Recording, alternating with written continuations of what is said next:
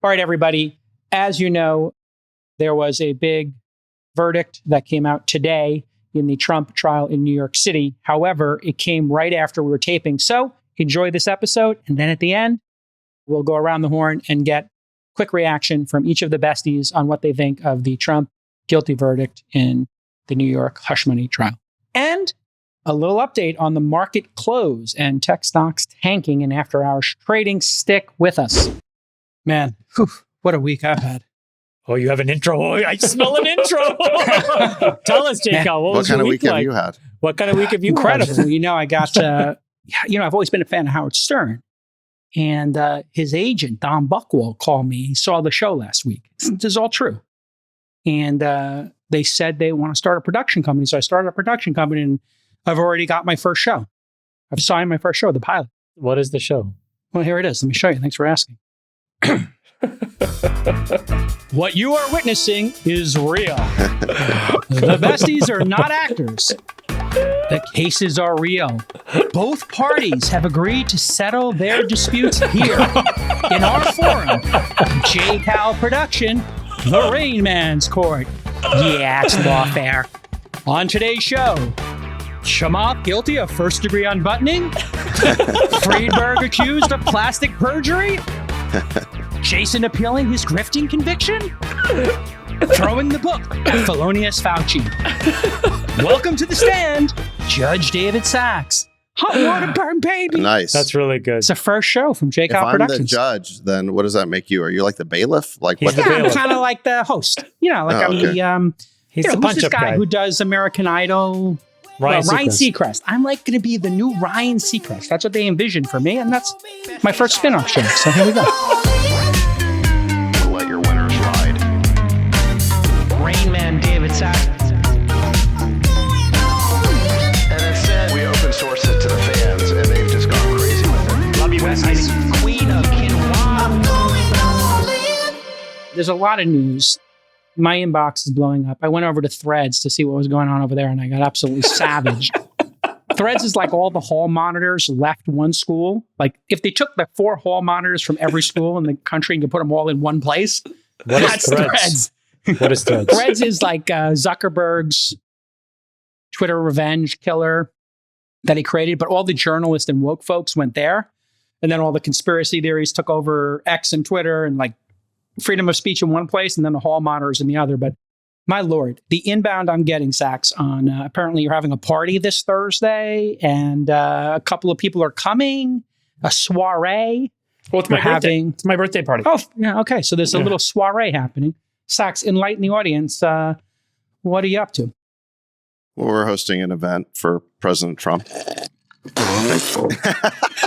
Just do a spit take. I'm sorry. What did you say? You spit all your water out. What? Yeah, we're hosting an event for the once and future president. 45 and soon to be 47. Who's we? As I saw from your own polling data that you tweeted this morning, Oh, Jason. God, it's so dark.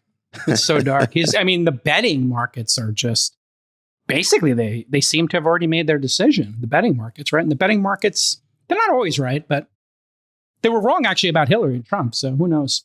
And polling historically has underestimated Trump's support because people have been reluctant to say they're supporting him for some reason. So, yeah, things are looking very positive for Trump right now. But in any event, we're hosting a fundraiser for him.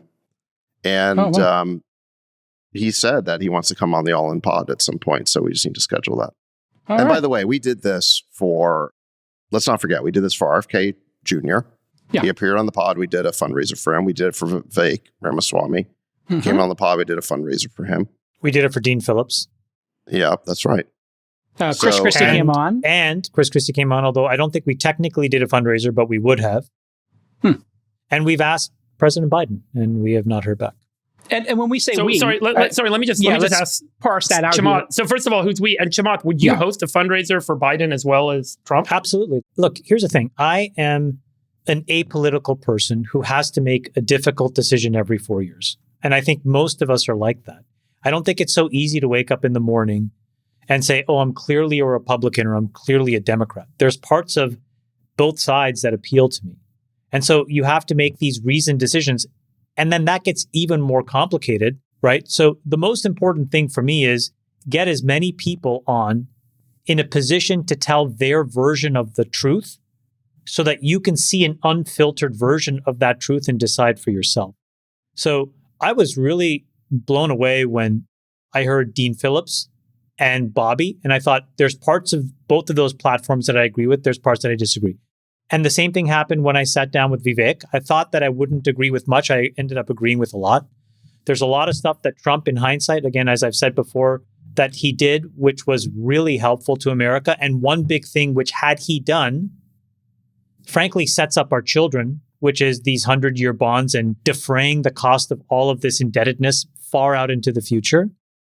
So there's many things. And I think there's things that Biden has done that I think we'll look back and say those were good things that he did. And then there are things in the future or today that I think that we could disagree with as well. So the point is, I would like this place to be a place where impartiality rules, where we can be on all sides of an issue and just decide what makes the most sense after looking at the facts. And I would like 4 years from now, every major political candidate for president to look at All In as the first place. And I think if we can earn that trust and have the integrity to allow all sides to tell a fair story, that is going to be a really powerful thing and an artifact to leave behind for people. Well, in fact, RFK believes that we shot him out of a cannon, is I think what he said or something, and that we got the sort of candidacy going. Vivek, I think, also kind of debuted here in a major way. To be clear, All In isn't hosting the fundraiser, Sacks. You and Chamath are. I'm not donating. I'm not going. Freeberg, you're not donating. I don't know if you're going or not. I think you told me you're not going. You're not donating or going. Got it. Okay. He waved his hand. And so I don't know. No, look, donating to a political candidate is an individual choice that each person's going to have to decide if they want to do it. Right. As Americans, we can do that.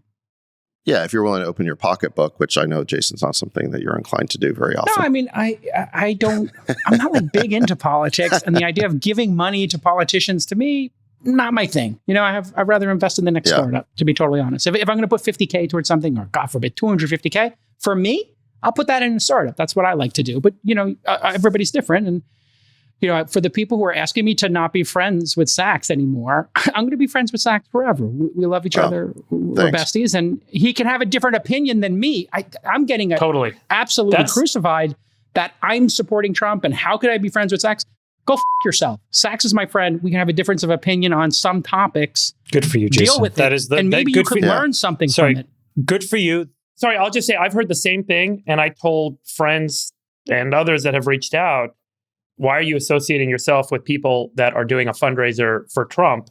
And I said, exactly because I think it's really important that people can have different political interests, different points of view, different beliefs, and still be friends and still have a conversation.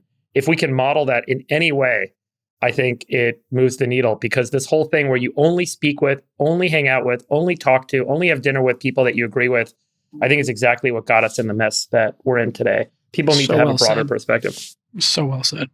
And I'll support you guys with whatever, in terms of like being your friends. I'm not going to ever judge you guys in terms of what you believe in or choose to do.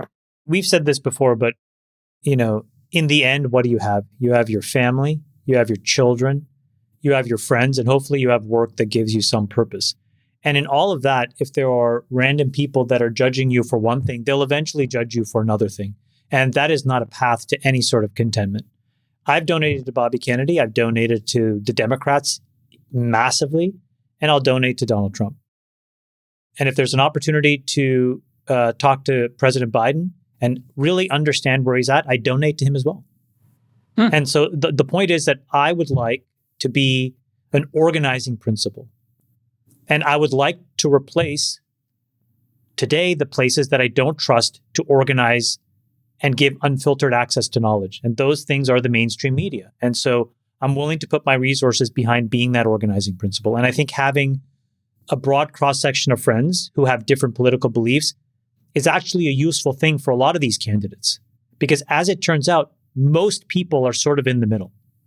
And most people in any given election can be persuaded one way or the other. So the most important thing that we can do is give all of them an opportunity to really tell an unfiltered version of their truth and then let the chips fall where they may. That is the right thing to do for America. That's what democracy means. So this kind of like cajoling and bullying in either side, I find really distasteful and I find very immature. Yeah, it's not going to work. What's amazing is, I really haven't gotten any blowback. There was a question about, people asked me, have you gotten blowback from this thing? And no, not really. Other than the reporter knocking on my door and that kind of stuff. But people really... Same. It hasn't really created blowback. And I think you guys are getting more blowback. And that's an indication of just sort of the cowardly response to it, which is, it's like a cancellation tactic. We're going to try and go behind your back and ostracize you instead of even telling you to your face what you think. And I think the reason why they're doing that is because, quite frankly, there's a lot of preference falsification going on in Silicon Valley. I know there's a lot of people in Silicon Valley who... Well, we know because we know who's coming. Yeah, you have the list of people who don't. Look, nobody is excited about Biden. Okay? Nobody's excited about Biden right now. So the only question is, do they hold their nose and vote for him, or do they vote for Trump, or do they vote for Bobby Kennedy? But there's a lot of people who I do think support Trump.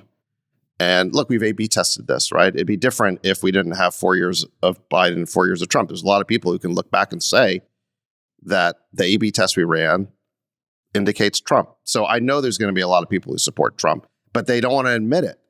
And I think that this event is going to break the ice on that. And maybe it'll create a preference cascade where all of a sudden it becomes acceptable to acknowledge the truth. Which is a lot of people support Trump. And it's not just this. It's also Steve Schwartzman came out. I think Bill Ackman's on the edge of coming out for Trump. So there's a lot of people who are now flipping. And I think it could really start to cascade on itself. I think the thing that hasn't happened yet is we haven't actually now started to talk about the contours of a handful of policy things where there is some deep diversion now, where these candidates are diverging from each other. And I think that that's going to be really interesting to see how much people value that differentiation. I'll give you an example, which is President Trump in the last few weeks has become incredibly pro-crypto. Now, the contours of that, I think we need to define, right? But the question is a pro-crypto environment, especially in a world where we think that there's just going to be continued dollar debasement, an important issue, an unimportant issue, or a thing that is a small issue today, but that will be critical for us in 20 and 30 years to get right. That's an example. And there's a handful of these other things that I think that now we have a chance to really double click on, where there really is some differentiation amongst the three presidential candidates. And I think that's healthy as well. And so it's important, again, get their specific thoughts on the record so that we can really figure this out. And I think that over these next few months, I think it's going to be important to do that. So I hope President Biden also comes on the pod, quite honestly, and come on the pod. Allows us to ask him the hard questions. And I hope Bobby comes back on, actually, and I think Bobby will if we ask him, just to tighten up where he's at now a few months before. Yeah, there's definitely a lot of great follow-up questions. I would love to interview Trump. I'll ask him hard questions. I'll respect him as president 45 and as a candidate. So for people who are like, you have Trump derangement syndrome, that's just a childish thing to say. I disagree with his policies. I'll ask him questions. Hey, why don't you support EVs? That's a valid question to ask him. Why is he anti-EV? He said all these crazy things about EVs, and then apparently he's courting Elon privately. I don't know if that's true or not. But, there's hard questions, and I'm sure he'll answer them. And he's more than capable of doing it. I'm excited. For me, I'm really excited for President Trump to come on the podcast. I think it'll be great. I'd love to have him on. And for me, I'll be totally honest, I think the Democrats have to wake up for a second and just take the temperature of the room, read the room, Democrats. You have put up a candidate that nobody wants. His policies on the border and some other issues are not, in sync with the majority of the country. At some point, the Democrats just have to take a deep look in the mirror.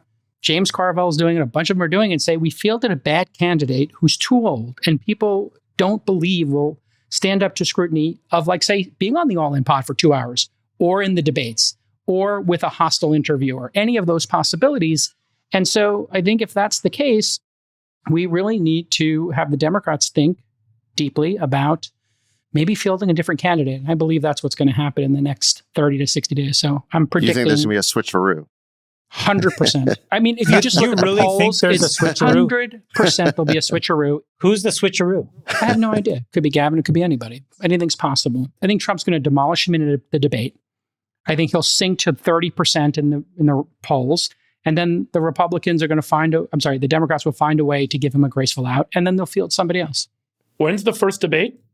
June 17th. Can I respond to that, Jason? I saw your tweet basically saying something very similar, that Democrats need to wake up and, recognize the situation they're in. I think this is a case of once you've made your bed, you have to sleep in it. Look, the Democrats have set the table pursuing certain policies for the last 3.5 years. We've had an open border. We had so much spending that it fed into this inflation, which jacked up interest rates. We had Ukraine become the central obsession and focus of our politics, which blew up in Biden's face with the whole summer counteroffensive. I mean, I could go on. You have the hostility to crypto, which they're now trying to desperately backpedal on, but you had 3 years of Elizabeth Warren and Gensler basically making crypto the enemy. And now all of a sudden, we're at first and goal, we're at that 10-yard line, and you're all of a sudden saying, well, just read the room and make all these changes. You can't. I don't think people are going to be fooled by that. We've A/B tested this thing. We've had 3.5 years of Biden, 4 years of Trump. Who do you like better? And how many months are we from pulling the lever? 5 months? Never too late. I'm telling him to do it. Don't take Sacks' advice. He is a hardcore partisan and wants to win desperately. Take Jay Kyle's advice. Field another candidate. The worst thing the Republicans could ever deal with is a great candidate who can speak and who's nimble on their feet, because I think people are looking for a choice that's not these two individuals. I'm not going to say I'm anti-Trump. I'm not going to say I'm anti-Biden. Why don't you support Bobby Kennedy then? I don't think he's going to have the platform behind him to get enough votes. I think the Democrats need to immediately, this month, in June, do the switcheroo. And if they do, I think they win in a landslide. They had their chance. They had their chance. They could have gone for Bobby. They can change They drove Bobby out of the party. That's not their only chance. He didn't start as an independent. He started as I know by his last name that it's a Democrat. A Kennedy Democrat. You had Dean Phillips. Yeah. Dean Phillips took the chance. Yep. And of course, he was pushed out, not of the party, but basically ostracized. They had their chance. I think, if I want to be a strategist, this is just a conspiracy theory. I don't want to go to tinfoil hat corner. I think the Democrats, as cynical as it sounds, were waiting to see what happens with this Trump trials conviction, what you call lawfare, what other people call fair use of the law. And then they are going to see how he does in the debates. That's why they moved the debate up in June. And I think they know to pull the plug on this if it gets too far gone. And they have the ability to do that because all he's got to say is, you know what? I'm feeling old and I want us to win and I'm going to slot somebody else in. But listen, let's go get to this huge let me translate what you just said, which is the Democrats hope to put Trump in jail using lawfare. And when that fails, they realize that they're going to lose the election to him and they've got a big problem. So they're going to try some desperate strategy to find a new candidate, but it's way too late for that. I think precisely. Okay, we agree. Thank you for repeating back to me. And I think the only disagreement we might have there is I would agree there's lawfare in 2 of the cases. And I think 2 of the cases I think are should be pursued. But, we can, intelligent people, as we said at the start of this, can agree to disagree about it. And I think you should all if you're a listener to this podcast, you're smart. If you're here, you're smart. You're not listening to 2-hour podcasts with us going this deep on issues if you're not a brilliant, smart, and attractive individual. So let's get to the docket. Present. Yes, that's right to say. He heard brilliant and attractive, and he's here. All right, listen, I hate to go into another controversial topic, but the 4 of us were all on fire about this. Apparently, the COVID-19 investigation is leaning towards a massive cover-up. There's a subcommittee going on right now. The world's not paying attention to this, but I think some savvy people are, especially over on X. There's a lot of great journalists who are doing incredible investigative work. Let me just catch everybody up in the audience real quick here and get the besties involved. Over the past year and a half, a House subcommittee has been focused on the origins of COVID-19. And they've been investigating the NIH's ties with gain-of-function research in Wuhan. The subcommittee was painted early on as this is angry Republicans, this is about mask mandates. It was highly politicized, but it's actually turned out to be very effective bipartisan investigation. We'll get in on that in a minute. But so far, most of the investigation is focused on nailing down this timeline of communication between NIH officials and an organization called EcoHealth Alliance. This is a nonprofit that's focused on infectious disease research. Now, these committee videos are online. We'll play you on in a moment. But through funding in the NIH, the EcoHealth organization was awarded research grants to various labs This included the Wuhan Institute of Virology, the infamous one. EcoHealth violated terms of its grants by failing to report that gain-of-function experiments were being conducted in Wuhan. EcoHealth was supposed to report any experiment that exhibited characteristics leading it to being 10 times more infectious. But when that happened, it failed to disclose this research to the NIH. And on May 17th, a deputy director of the NIH acknowledged that the agency funded gain-of-function research in Wuhan via EcoHealth. This is the key because Fauci initially denied this. During his 2021 Senate hearing, Fauci said, quote, "I totally resent the lie you are now propagating," in response to questions from Rand Paul about the lab leak theory. So Fauci either didn't know or he lied under oath. Let me pause there for a second. There's a lot more to the story, but when you hear this sort of setup, Friedberg, our Sultan of Science, in this initial setup, what rings concerning to you, true to you? And then we'll go on and we'll play some clips of this testimony, which is pretty wild. I don't think that pre the emergence of the pandemic, that there was nefarious motives. In other words, their funding of this was not done to create a pandemic. It might have been a mistake in hindsight, but... Yeah, for many years, particularly following the original SARS pandemic, there was a lot of conversations around how do we get in front of the next pandemic? How do we figure out what's coming? And how do we prepare for it? And there was a lot of research that was launched to try and resolve that key question. This is like the movie 12 Monkeys. You guys ever see that movie? I think at one point. Yeah, sure. It's like, does the effort to try and stop the problem cause the problem? I think that from my point of view, there's a very high probability that there was some leak that meant that the work that was going on to try and get in front of the next pandemic and understand what we could do to prepare ourselves and what vaccines could be developed and so on actually led to the pandemic. So then when that happens, how do you respond when you're sitting in that seat? That's the key question that I think this committee is uncovering. Do you think there was a cover-up, Friedberg? What is your intuition on that? Yeah, I think that these guys definitely didn't want... I think what they were trying to do was prevent that from being the focal point and protect their own asses at the same time. Do you think they should go to jail? I don't know the extent of it yet. It'd be good to get more information from this whole thing. Yeah, so let me cue up those next details. Because I will say this guy that gave testimony last week where he was like deliberately changing the names of people in the email, Anderson, and he put the $sign so that you couldn't find that email when you did a FOIA search. He knew what he was doing. He knew what he was doing. I don't understand how you could say this wasn't nefarious. This whole thing was nefarious from top to bottom. Well, yeah, let me cue this up here, Sacks, and then get your... Why are you exonerating it? Hold on, let me cue it up. All right, so we started to see some consequences and accountability. Last week, the U.S. Department of Health cut all funding to EcoHealth. In response to the committee's investigation, they disbarred its president, Peter Daszak. Daszak, yeah. Daszak. And so we don't have direct evidence, to be clear, that the pandemic was the result of a lab leak. And, just even saying the lab leak theory would have gotten this... The Fear and Cleavage site makes it clear that this was a lab leak. That's not a naturally occurring virus. The Fear and Cleavage sites were engineered. Let's go to that in just 1 second. And thankfully, this isn't going to get our YouTube channel shut down because we have freedom of speech back a little bit. But this is where it gets really interesting. Emails were written as EcoHealth with a tilde. That's that little squiggly line instead of an O. And they would spell Anderson with a $sign in the E. Christian Anderson, in this example, is a biologist who was reportedly awarded $9 million in grants from the NIH 2 months after publishing a paper claiming COVID did not come from a lab. And so let's get to some of these clips. Here's a clip of Fauci's former top advisor, David Morens, getting grilled in the hearing.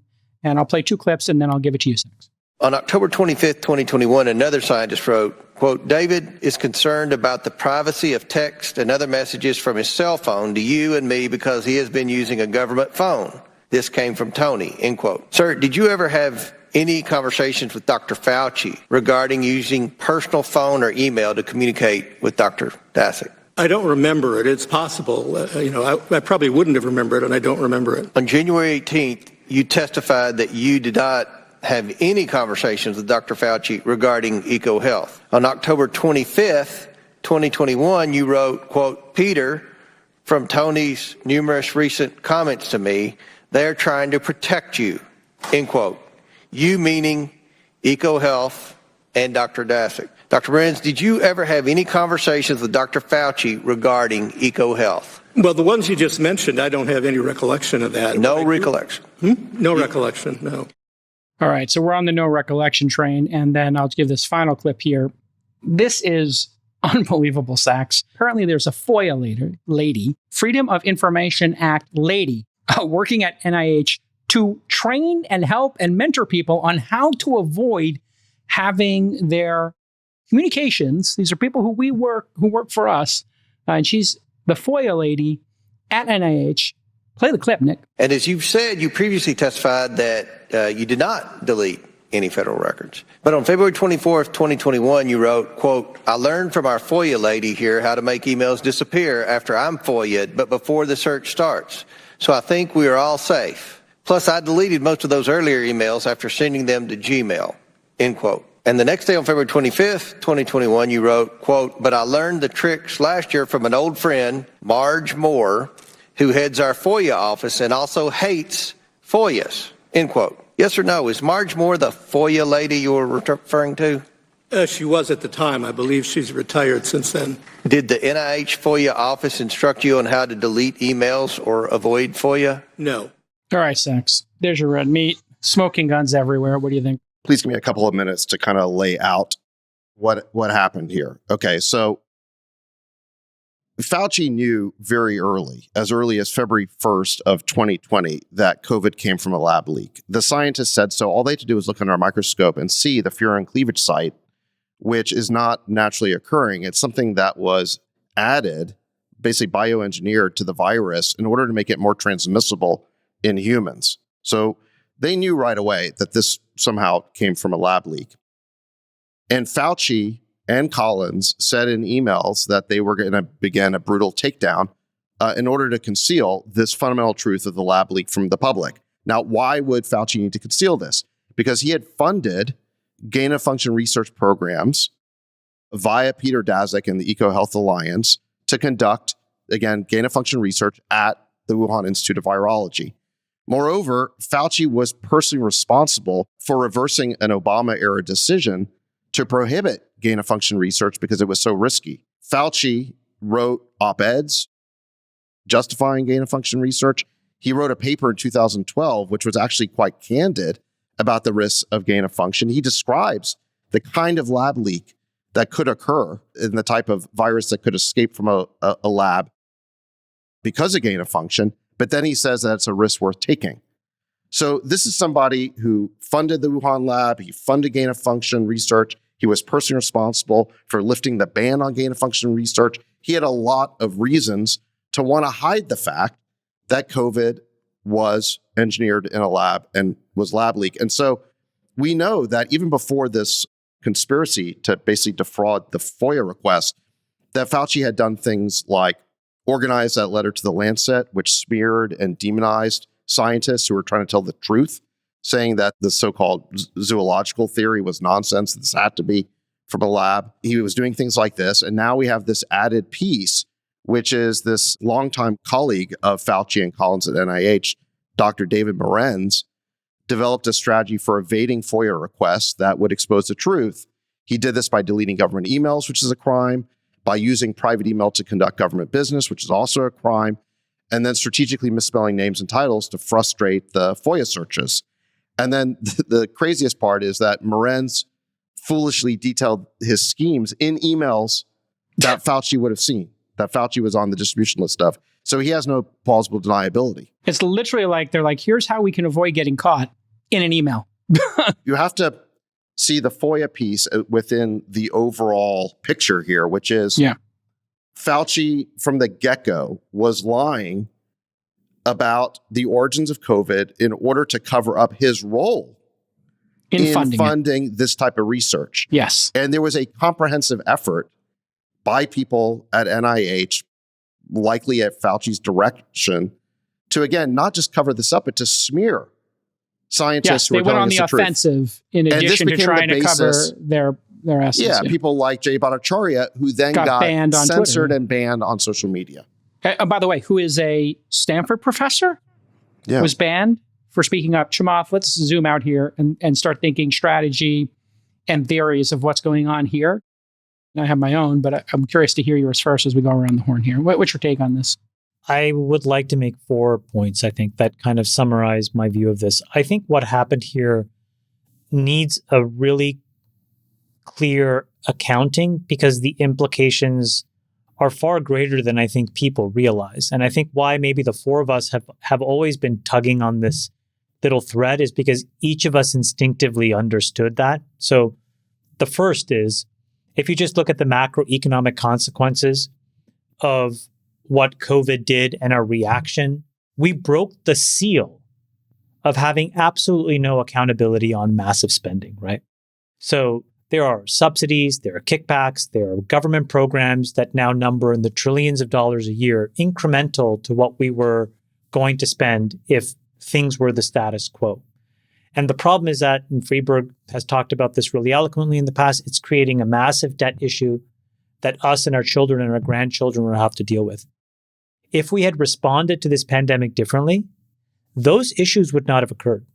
If we had just kept the economy open because we understood what was going on, we would not have reacted the way that we did, and we would not have nearly as much debt as we had, and we would not have made it okay for politicians to spend trillions of dollars. That is a direct consequence of our reaction to COVID, not COVID itself.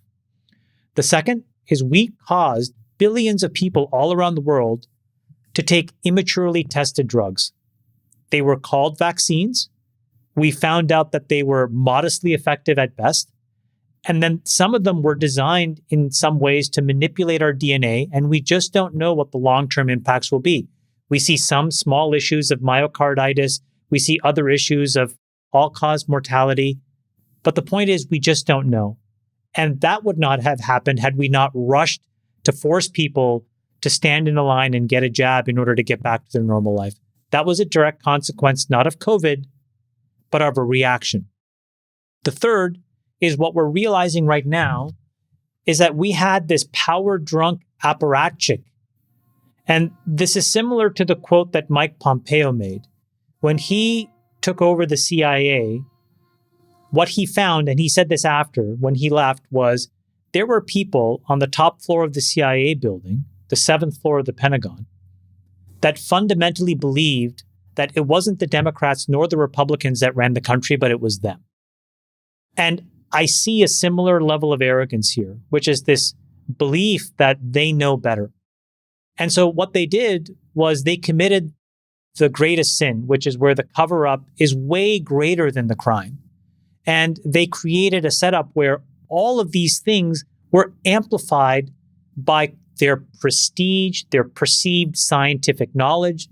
But what they were really doing was keeping critical information to themselves and then trying to cover it up, Jason. That is so unacceptable when you think of the broad consequences of what happened. And that's what needs to get documented. And I do think there needs to be some form of accountability for that. I think it's well said. And, just looking at it, I think we are now at the point of this conversation and investigation where we can say this is not a bipartisan issue.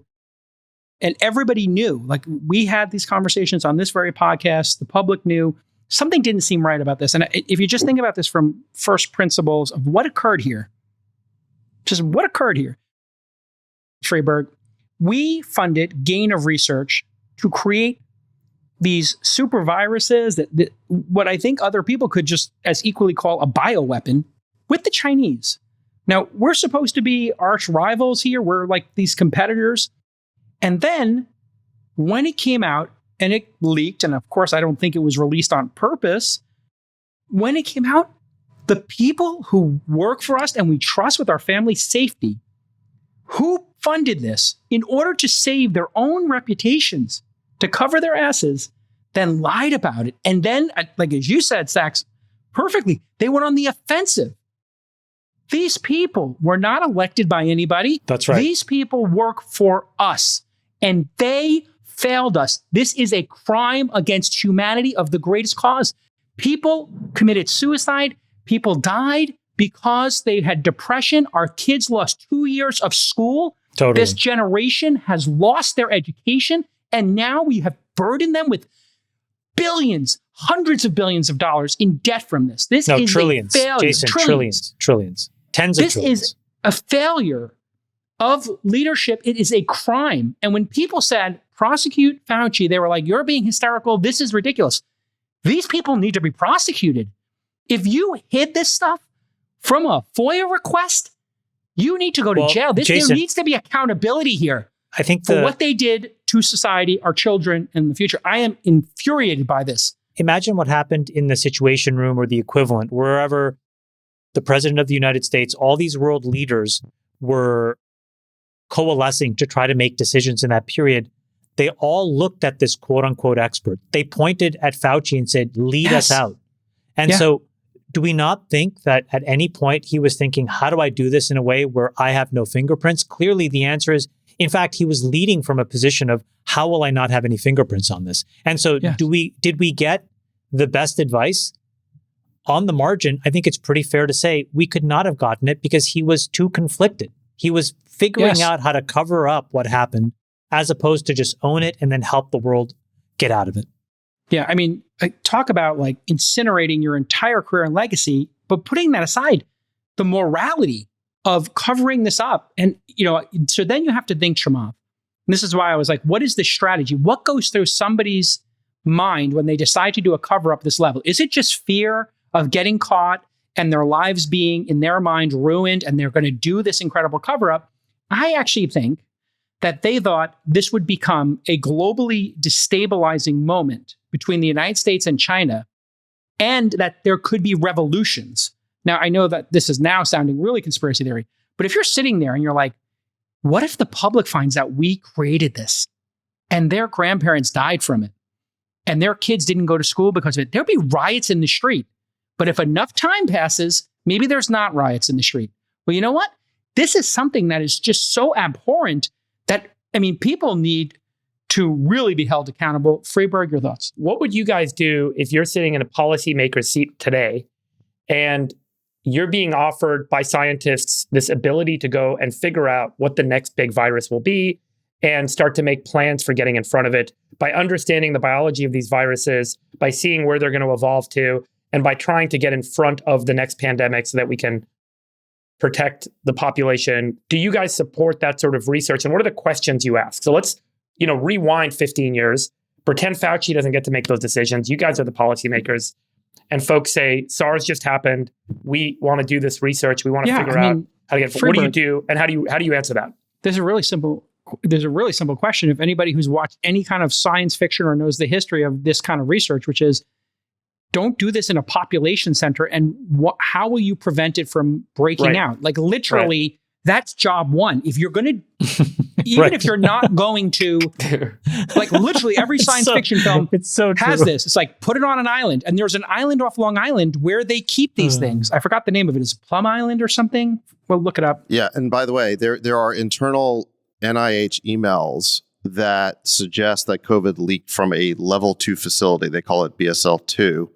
Which does not operate with the top level biohazard safeguards. So they knew the Wuhan lab was not at the level of safeguards that it should have been. But look, I would go deeper and say that why would you do this kind of research at all? You are deliberately manipulating viruses in order to make them transmissible in humans. This was a bat virus that was not transmissible to humans. It was bioengineered. They had the furin cleavage site to allow it to gain access to human cells. Yeah. So, Sacks, I am going to push back because that is not conclusively true. What you're saying is something that some people have claimed, but there are other scientists, including papers published recently in The Lancet and other pretty reputable medical journals and research journals that indicate that the evolution seen in the furin cleavage site can be traced back to an evolutionary origin, not necessarily to a human engineered origin. So I want to just make that clear that that is a possibility. Okay. I'm not dismissing it. But I'm not supporting the other side. I'm saying we have work to do to figure this out. Okay. Just to be clear. It's a possibility that's so remote. Look, I heard Professor Jeffrey Sachs talking about this in a recent interview, and he went through the whole history. He said there's 200 of these coronaviruses in this class or category, and there's not one furin cleavage site among any of them. So can you say that there's not a one in a billion chance of it happening? No. But so back to your question, it's a very, very, very low probability event. Let me punch up your question, Freeberg, because if your question is, what should you do? I want to ask you guys, what do you do? So forget about, there's bad guys, Fauci's a bad guy. What do you do to protect the world against the next pandemic? Number one, you don't do this type of gain of function research. Number two, if you are going to do it, you don't do it at a level 2 facility like the Wuhan lab. Number three, when the virus leaks from the lab, you don't basically lie about it and conduct a cover-up campaign that smears the reputation of honest scientists. Number four, when you're hauled into the Oval Office in response to this once-in-a-century pandemic, you don't pretend like you're America's doctor and you have all the answers, when in fact, you're the guy who created this problem. You own it. There's an idea. You own it. And you know what? Like, the question really embedded in your question, Freeberg, I think is there any argument to doing gain of function? If so, how? And then is there any reason to research, the bat dung or whatever material they get it from those caves and take it out of the caves? I could see the latter, Chamath, of like, hey, this exists in nature. You study it on an island somewhere far away from everybody with massive controls. The gain of function seems like it literally feels like the speech from Jurassic Park. Like, I think it's nutty. Why would Hold you on. do this? When you and listen Jurassic to these people, Park took place on an island for a reason. there were many scientists who were opposed to gain of function research. They thought it was unduly risky and didn't have offsetting benefits. And that is exactly why Obama banned it. Very good decision. To me, this whole idea that we need to amplify these viruses in order to find out what would happen if this happened naturally is insane. You didn't have this problem until you created it. Yes. This is nutty. This is It's nutty. nuts. Go ahead, There are examples we know. I'll just point to two. Let's just say the attempted overthrow of the Ukrainian government in 2014. You can go back to Iran-Contra as yet another example, and you can add gain of function research now, which is, again, I'll just go back to when there are these lifelong bureaucrats that believe they're above the law, that there's this sensation that they can pull the levers of power silently behind the scenes because they know better. And then what they're doing, as you guys said, is they are controverting the desires of the people. So whether you like President Obama or not, he's duly elected by the people. And when he says this isn't allowed, it shouldn't be allowed. And when you instantiate chaos and wars and all of this other stuff, overthrows in all of these other places that then create all these long tail effects, they're not done with really America support. They're done by a small group of people who think they know better. And I think that we've created that kind of a problem that needs to get fixed. And so I think that this has to be an example where you can make them an example, because otherwise it will keep happening. And there are other parts of the American bureaucracy where people are in charge of very critical and important decisions. And I suspect 99% of them are good, earnest, honest people doing the right thing for America. But it's just the law of large numbers. There will be one or two, and all it takes is one or two, who get drunk with that power. And so unless that there's a check and balance on that dynamic, we'll have more issues of this. And as the world gets more sophisticated and we rely more on experts, I hate to say this, guys, but you have to be more skeptical of experts. As much as you think an expert is an expert, you have to fight the tendency of saying, I'm going to abdicate all of my intellect onto you and you decide. Yeah. I think you have to find a way of just gut checking. And Sacks said this critical thing. If I was the president of the United States in a pandemic, I didn't need the COVID to teach me this example. But if I'm trying to solve a very technical and hard engineering problem, what I always do is I bring a cross-section of people in a room. Typically, some of them have to have disagreeing opinions, and I make them intellectually fight it out. Yep. And my job is to observe. And in that, I apply my judgment. I'm not nearly as smart as them. I'm not nearly technically as trained as them.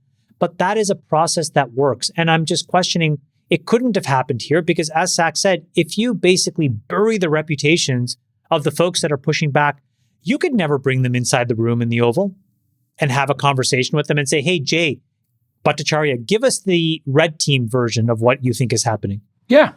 And that Steel is a man real the problem. argument. Yeah. Steel man the opposite side.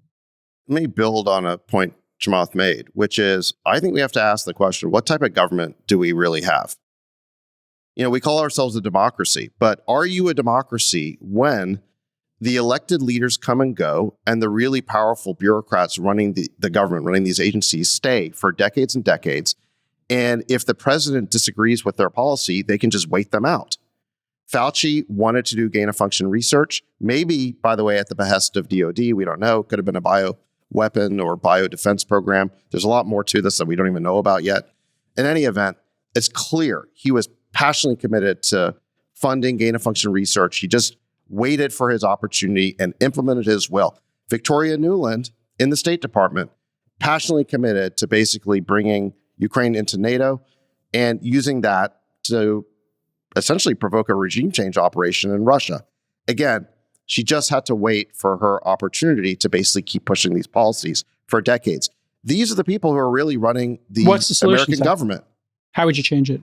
We have to turn these things over, these organizations, or get rid of them? We talk about term limits for politicians. Maybe we actually need term limits for the administrative apparatchik that runs all these critical organizations. Right. It's called the deep state, right? You ever hear the expression deep state? It sounds conspiratorial. It's not. It's just the permanent bureaucracy. We elect a president, but how many people does the president actually appoint? A couple hundred? 99.9% of the people running the government are there permanently. Well, and then I'll just say here, I want to give a shout out to the journalists, Catherine Iban and Emily Kopp. I know that people also have no faith in journalists. These are two journalists I think you could have tremendous faith in and who are going to win Pulitzers because they've been doggedly pursuing this. And you have to wonder why this is not the top story on the news networks and why this isn't the head of the New York Times or the Washington Post. Like there needs to be much more coverage of what's going on here. I don't understand why this isn't what we're talking about. Yeah, because Trump takes every headline. Yeah. I don't think it has anything to do with Trump. I think it's got everything to do with the fact that the New York Times was covering for Fauci. Fauci's been there. Yeah.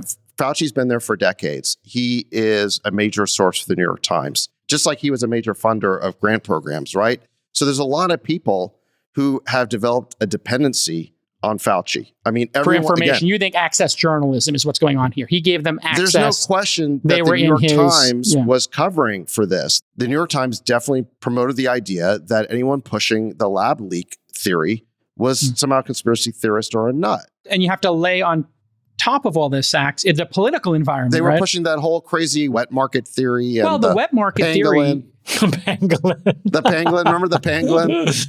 We needed Jon Stewart to dismantle the pangolin theory.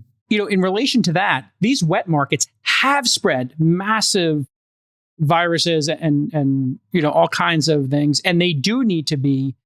There was like a UN report on hey, we have to upgrade these people, have to stop doing live markets. That's why it was a great cover story. I don't know that it was a great cover story. I think it was a logical theory to pursue to the end point of eliminating it because around Wuhan, there are a lot of these wet markets. It is completely conceivable that a person who was in that lab went to a wet market and it spread via the wet market. This is why we need a full investigation, folks, because all these theories could come together and there are more cards to turn over, which one of you alluded to, who knows what the turn in the river are going to be here?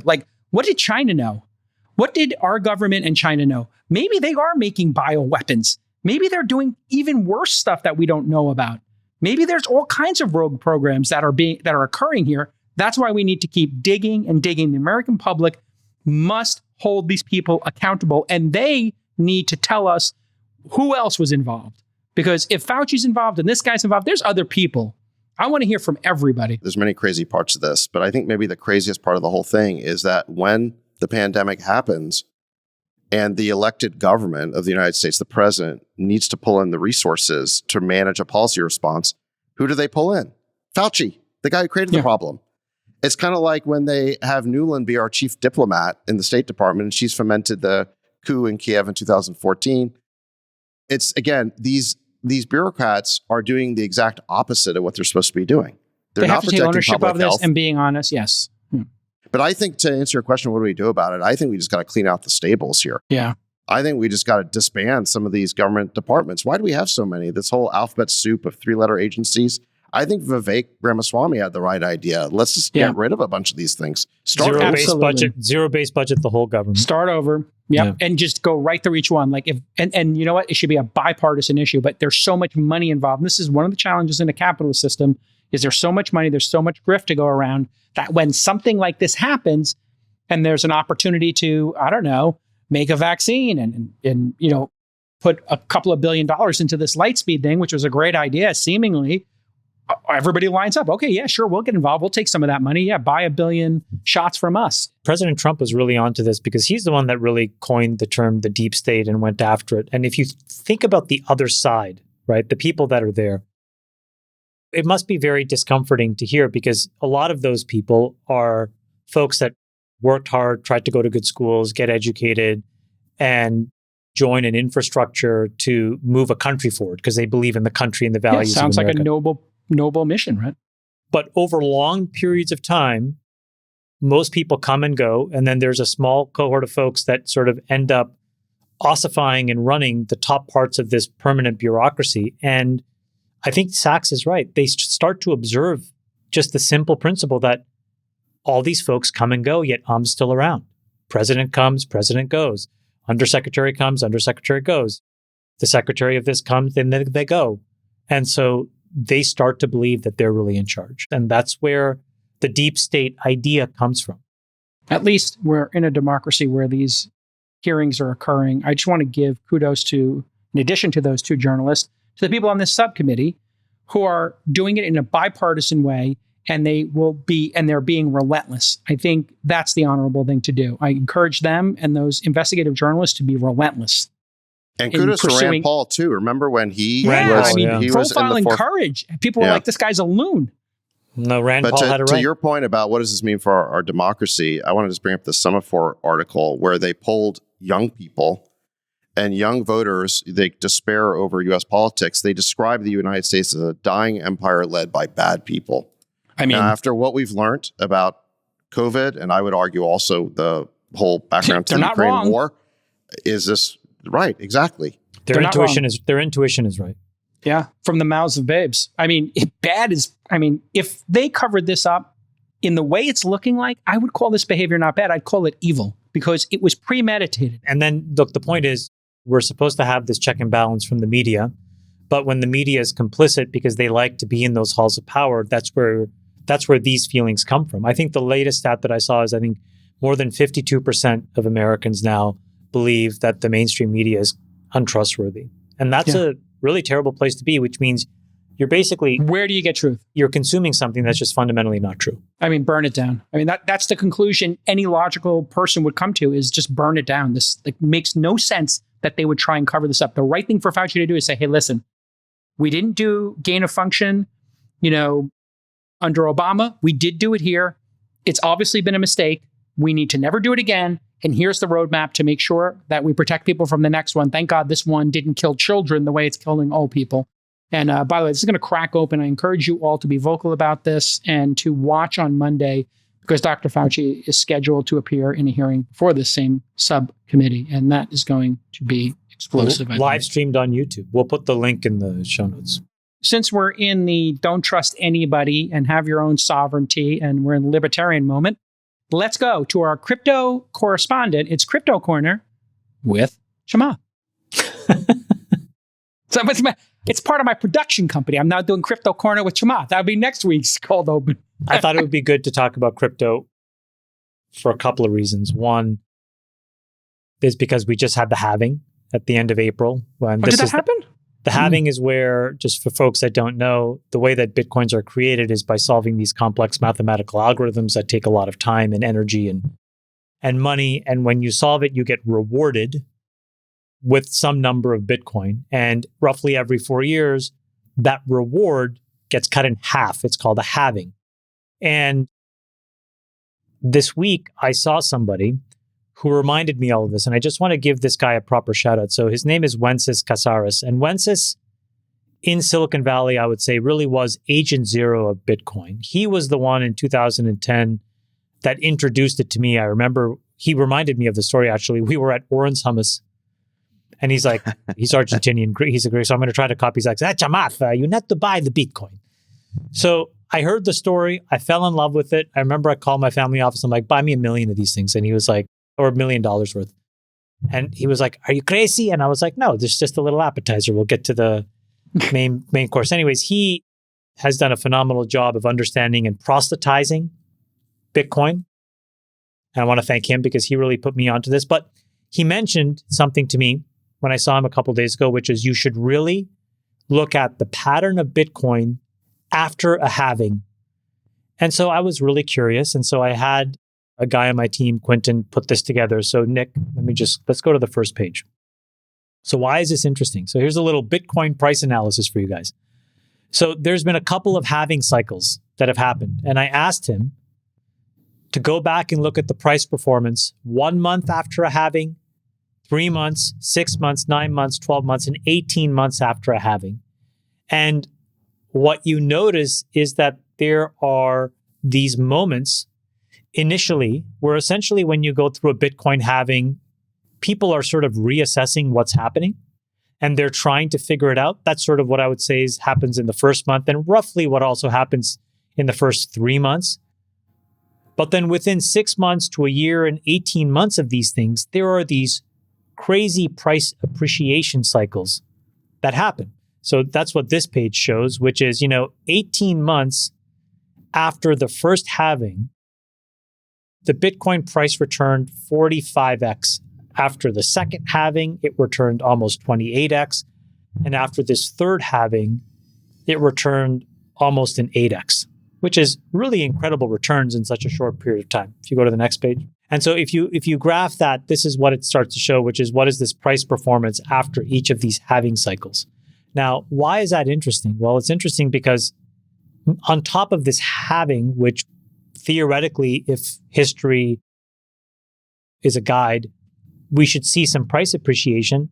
Obviously, the other thing that's happened is we've commercialized Bitcoin. And we talked about this sort of as my big prediction for 2024, which is these ETFs are really going to allow Bitcoin to cross the chasm and have its sort of central key moment, right? And so if you apply the averages, and again, these are just averages, they're by no means predictions. Okay, so I just want to qualify that. Yeah, These are this just is not financial advice. It's not financial advice. These are just guesses. Data. We took these and we applied it to the price of Bitcoin. And if you go to the next page, you start to see what could happen if you just take the average of the last few cycles. So because the first cycle was so extreme, and you start to so you're just doing cycle 2 and 3 here, to be clear. Just the averages of cycle 2 and 3. And what you start to see is some really meaningful appreciation. And when I talked to Wences about this, how he explained it, which makes a lot of sense to me, is there are a lot of countries that will never look at Bitcoin credibly, even if they support it. The US may be one of those, but there's an increasing body of countries that will become dual currency. And they will look at their local currency, and then they will look at Bitcoin. And they will say both of these two things are needed. One, when you're transacting on a daily basis for random goods and services. And two, when you need to buy a permanent asset that needs to have residual value, you'll use something like BTC. And I think that's a very powerful concept. And if you look at what this price chart could indicate, is that if this thing starts to get to these levels of appreciation, it is going to completely replace gold and start to become something that has transactional utility for hard assets. And I think if you marry that with this worry that some folks have about dollar debasement, you start to see some really interesting opportunities. So I just thought that this was a interesting thing that he here's our disclaimer, interesting thing that he put me on. I thought I'd share that with you. I'll publish this on Twitter, but that's your crypto corner for the year, folks. I think it's really interesting how the crypto community is getting organized into basically a lobby to advocate for its interests, because it's the biggest lobby in America. Did you know that? They've been so targeted over the last few years because Gensler and Warren have been on a crusade to basically make crypto illegal or drive it offshore. Well, every action has an equal and opposite reaction. And now the crypto people have basically had a political awakening and realized they have to get involved in the political system just as a matter of defense, self-defense. Shout out SBF. He was a pioneer. Well, not like that. I mean, that guy he was dropping money on everybody, Did you guys hear this? Did you hear this rumor that he was doing that to basically push for regulatory capture? Remember? Yeah, I think it's this is a nuanced point. Did you guys hear this rumor? Did you guys hear this rumor that SBF was going to put $1 billion into the election and convince Tom Brady to run as a Republican? And give the billion to Trump. Oh, sorry, give the $1 billion to Trump. He was going to give Trump $1 billion to not run. Okay. And then get Tom Brady to run. I mean, this person had delusions of grandeur. He thought he was a Jedi Knight, and he's like literally in Jabba's palace right now. I don't know what what a lunatic he was. I mean, talk about delusions of grandeur, Sacks. This guy thought he would just drop $1 billion and convince somebody not to run for government. I think we're gonna get a regulatory, back to the young people we talked about in the previous story. I think the reason they're attracted to crypto is because it doesn't have government control. And since if you don't trust the government and you see the government over and over and over again cover things up or the grift or make decisions that are not in your generation's best interest, why wouldn't you opt out of their financial system? And you know what? There's a lot of them, and they're getting organized. To your point, Sacks, I think we're going to have a crypto framework, and it's worth probably 5 points in this election. What do you think, Sacks? How many points is being the pro-crypto candidate worth in this election? 1, 2, 3 points of votes? 4 points? It's got to be some significant. It's hard to if young people quantify, show up, it could be 500 basis points. I mean, young people do not show up to vote because there isn't an issue that they care about. Correct. But there's 50 million Americans that own crypto. 50. Okay, so if 10% of them are, like, let's say that's their single issue, that's 5 million votes. No. There's a plausible case where 40 million of those folks show up because you're talking about a structural part of their wealth creation, right? So, for example, President Biden talked about giving people a head start by eliminating their debt. That's a narrow issue. And the reason it's a narrow issue, there's just as many people that don't have debt and just as many people that paid off their debt. And it creates a lot of haves and have-nots, right? And there's all these rules around who will get the debt relief, et cetera. You end up touching 4 or 5 million people maximum. But if there are 50 million people who have now decided to have at least a hedge against the establishment and the traditional financial system, and you are threatening to take that wealth away, I could see how 80% of those folks show up to the ballot box and say, all right, which one of you will just leave me alone? And if the answer is President Trump, then they're all going to vote for President Trump.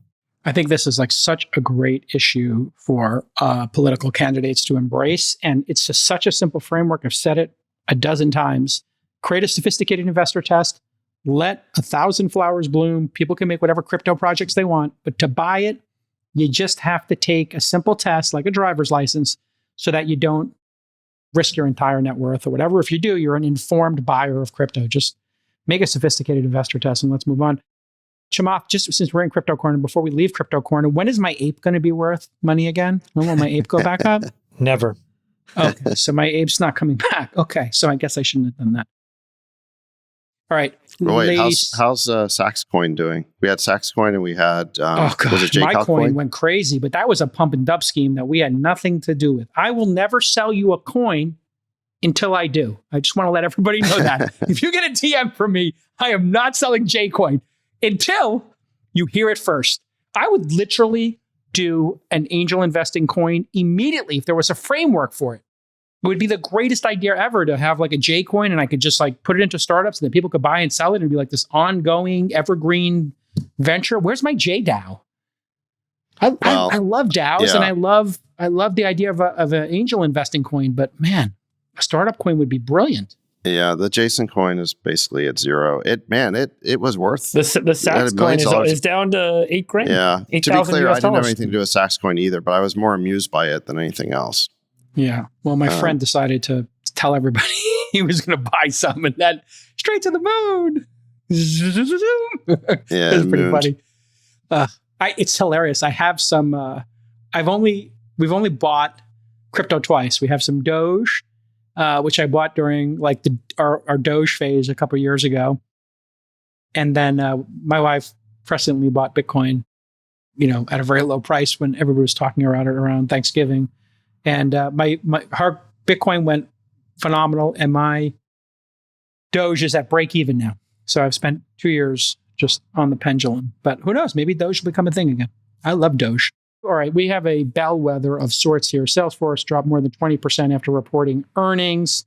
We should talk about the state of SaaS, software as a service, if you're not in the industry. Salesforce had its worst day in the markets in nearly 20 years on Thursday, and that's when we tape this. They lost about $40 billion in market cap, or as we say in the industry, two figmas. On Wednesday, Salesforce missed Q1 revenue estimates for the first time since 2006, revenue was up 9.1 billion, 11% year over year, but about 40 million below Wall Street expectations. So they're doing great, but Wall Street is concerned for a reason. And we'll get into what that is. Net income was 1.5 billion, 7x year over year, because they've been doing a lot of cuts over there. Free cash flow, 6 billion, up 43%. Profits are up huge because if you remember, those activist investors came in and had Benioff really rethink the structure of the business and the footprint of the business. But guidance for Q2, down. Salesforce projecting 7% growth, relatively low for them. Freeberg, you and I were talking about this. Like, what are your thoughts here on what's happening in the markets? And then we had the side discussion, which we didn't dock it, but I think it's worth bringing up here and dovetailing, which is it does seem like the consumer, which this is an enterprise story, but the economy is cooling off. Consumers, I think, are running out of money. The YOLO economy is finally, I think, at its end. What does this say to you, Freeberg? Well, I think the key question to your point is there a macroeconomic reason for a slowdown in their business? They're forecasting for this next fiscal year revenue growth of only 8 to 9%. And for this next quarter, it's basically a flat revenue quarter relative to the past quarter. So for this fiscal year, 38 billion of top line revenue, 9 billion of operating cash flow. And with the market cap coming down by 20%, the stock's at a $200 billion valuation. So it's trading at, call it roughly 20 times their operating cash flow forecast with sub 10% revenue growth. And that's basically where treasuries trade, right? Because treasury yields for 30-year treasury, you can get 4.7% today. Yeah, I was about to say almost 5. That's about 20x, right? So that's about where the multiple is on this Salesforce stock. So I think it really begs the question on, is there a macroeconomic force where the enterprise is spending less because of a revenue slowdown in the economy, which we saw in the latest GDP report? That's number one that could be driving this and will affect ultimately the multiple for all these enterprise SaaS companies.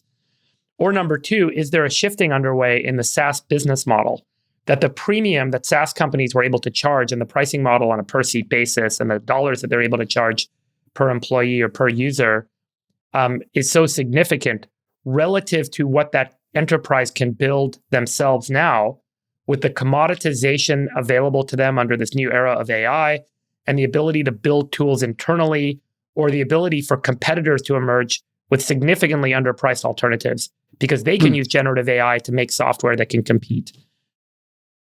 And then there's this other question because Salesforce has been leaning in heavily on the generative AI capabilities that they're offering their customers. And it seems like the question is, are enterprises waiting to see the value of that generative AI service capability? Is it worth paying for today? Should I wait and see?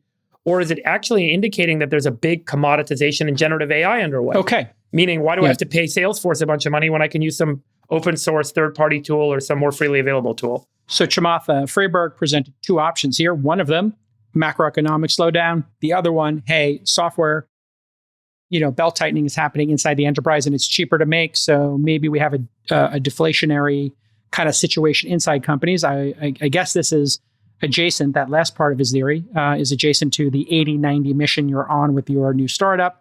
And maybe is this an or an and in your mind, Chamath? Is it both these things? But sorry, before you answer, the third point I made was that generative AI itself, AI yes. And the third point, it may not be a product line. It may not be enough to charge for given all the open source tools out there. Yes. And there's a big question mark about the AI new software. Will people pay for it? So Chamath, take those three. What are your thoughts? I think that if you look at what happened before, we had a cycle where very large monolithic software was replaced by these SaaS vendors, and Salesforce led that charge, and they led in many ways, the definition of the cloud. So that was amazing. That was this one big cycle. And before that, those monolithic software vendors were replacing like mainframes and very archaic stuff. This is sort of this third disruptive cycle. We're going to go through a process of ripping and replacing these legacy products. And so Gen AI is just an enablement layer that allows you to deliver functionality to people. And I think what you're going to find is that it allows you to deliver that functionality at much, much cheaper. To your point, that's the whole point of 80-90. And we always joke, is Salesforce going to get 80-90? Yeah, because you can deliver 80% of the features at a 90% discount pretty easily today. And what you can't deliver today will get much, much easier in a year and 2 years and 3 years, for sure in 10 years. So I think what the market is voting with their dollars is that these large, lumpy, monolithic software companies that need big $50, $100 million customers, they're not going to find them soon, because those customers will realize that you could get, what Freeberg said, what you need for 10 million or 5 million or 1 million or 500,000, and in some cases free. And so the cost structure of your organization makes no sense. And so you're going to have to go through this very complicated cycle of recycling, the business model, which unfortunately will mean tons of layoffs. And that's not a today thing, but over these next 5 and 10 years, that's probably what's going to happen. And it doesn't mean Salesforce is a bad company. It's just that it is on the wrong side of the life cycle. And the odds are overwhelmingly such that a bunch of small companies will flood this opportunity and provide cheaper, smaller, more flexible capabilities. Sacks, obviously, you made your bones in the SaaS business over the last 2 decades at least. What are your thoughts here on the challenges? I just interviewed Owen McCabe from Intercom, and he says he thinks the seat model is going to change. And obviously, if there's less people at companies, there's less seats. And that may be a headwind that you just can't win against. So maybe a consumption model has to happen, or a different pricing model. But what are your thoughts on what's happening at Salesforce? And then open the aperture there and tell us what you think is going to happen in terms of how corporations either decide to make that, build or buy decision. Well, I think it's pretty amazing that Salesforce lost something like 40 billion of market cap because of a revenue miss of 40 million. It's amazing how these relatively small, in percentage terms, misses in revenue or earnings drive such huge changes in market cap. It's quite a ripple, isn't it? Yeah. I mean, look, my view is that I don't have a strong view about the stock, but my sense is it's probably a buying opportunity. I mean, I think Salesforce is still a great company. Mark Benioff's a great CEO. He's always positioned the company to chase after whatever the current thing is. So obviously, he was one of the first to realize that software was headed to the cloud, evangelize for the cloud. Then when the social networking revolution happened, he launched Chatter, which was a competitor to my product Yammer back then, but he was ahead of the curve on social in the enterprise. Then it was big data, and they launched Einstein. Now they've got AI, and they're going to be doing a bunch of different things there. So my guess is he's going to figure out how to take advantage of this AI trend for the company. They're not going to miss it. They're not going to get caught totally flat-footed. So look, I don't have a super strong point of view on it as an investment, but what I about still the think it's bigger a good picture? company. Open the aperture there with I think SaaS the bigger versus picture and pricing, and how many people will work at these companies, and then if the per seat model is the model, and then people are going to have less humans working at companies and do more with less. What does that mean for SaaS writ large? I'm honestly not worried about the per seat model. I mean, the point of a pricing plan should be to align revenue expansion with ROI, meaning the more value that a customer gets from your product, the more they're willing to pay. And you just need some proxy for measuring that. Seats are a good proxy. It's a good way to measure how much value the customer's getting out of your product, because the more seats they're buying, the more value they must be getting. Yes, you could do it some other way. You could basically meter data usage. You could meter API usage. Sure. Those models will work for other kinds of companies, but I don't think there's going to be a huge disruption to the seat model, is my sense.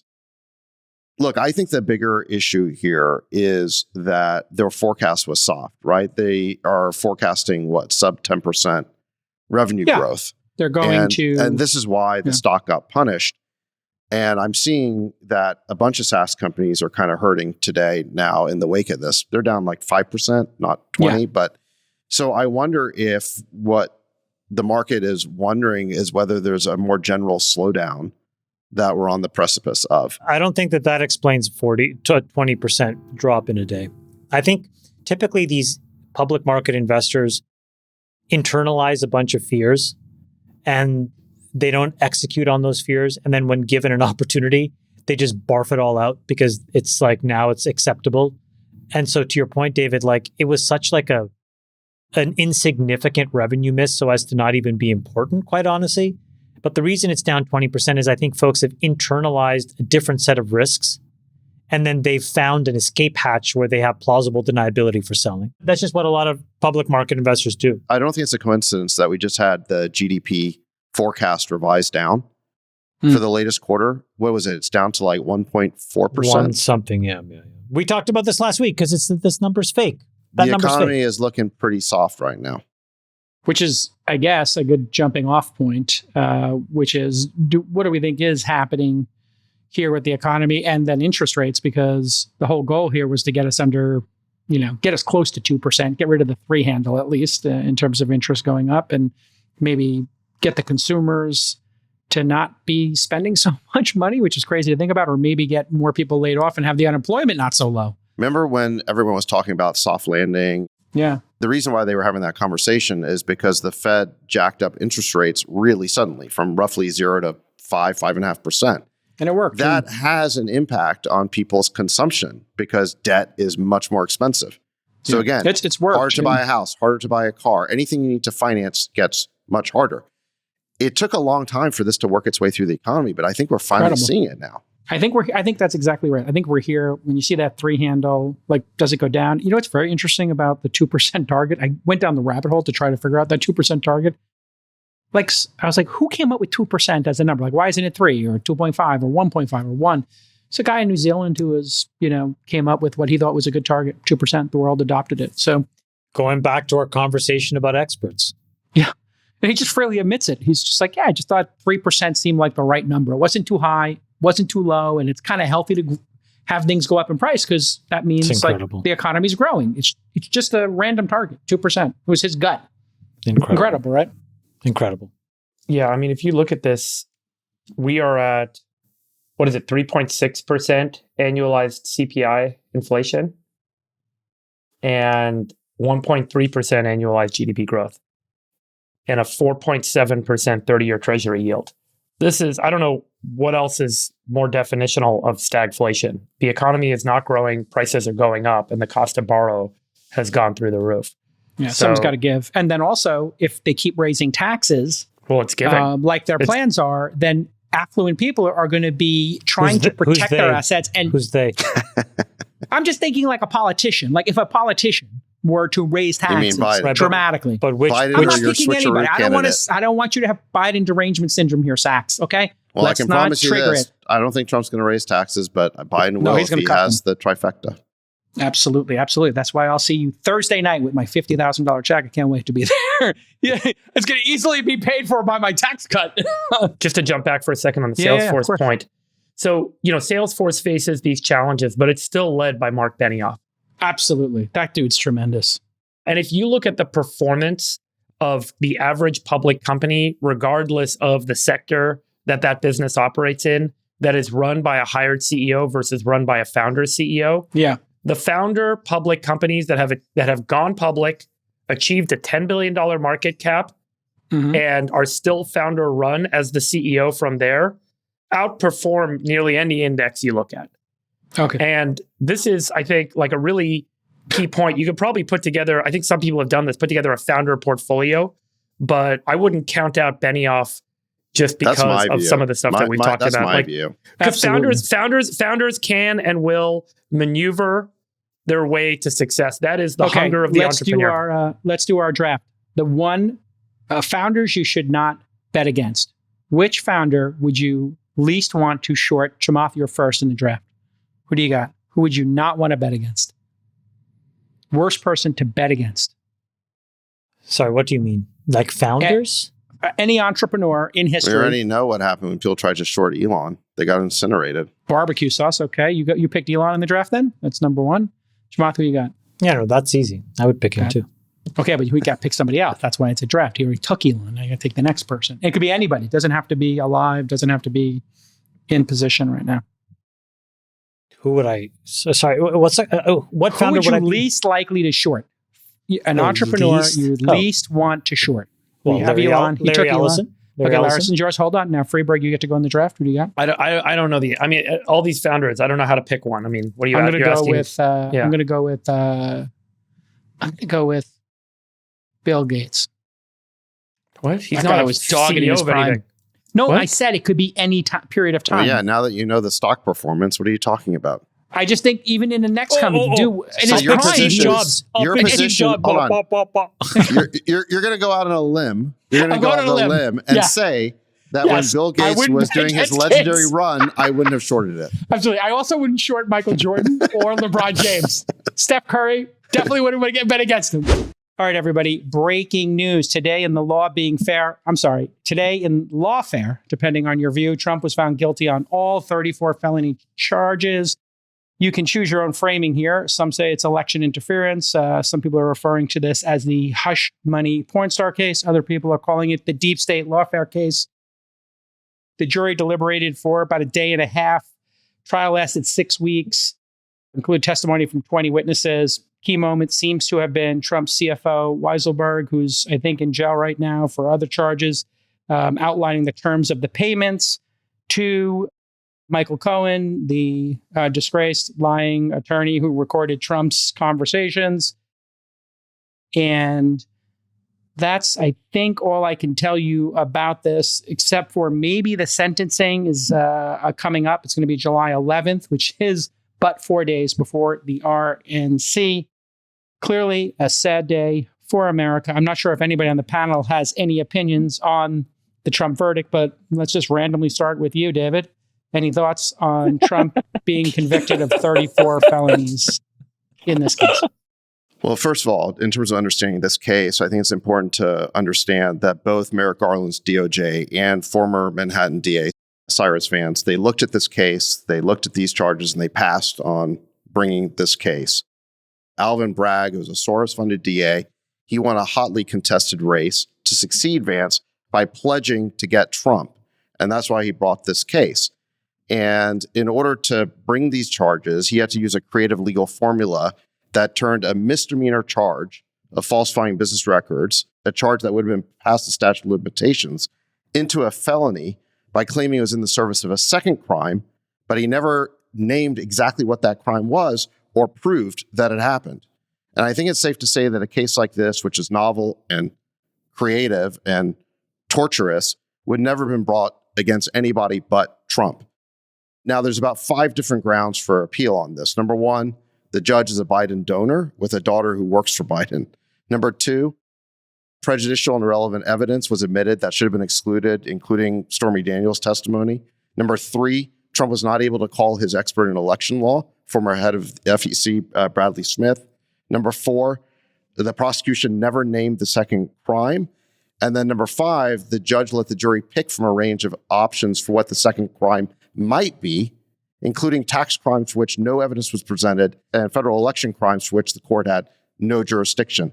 So my guess is that at the end of the day, this case is going to get tossed on appeal, but that's probably going to happen after the election, after November 5th. And Democrats now have what they wanted. They wanted to get out of this case 4 words: Donald Trump, convicted felon.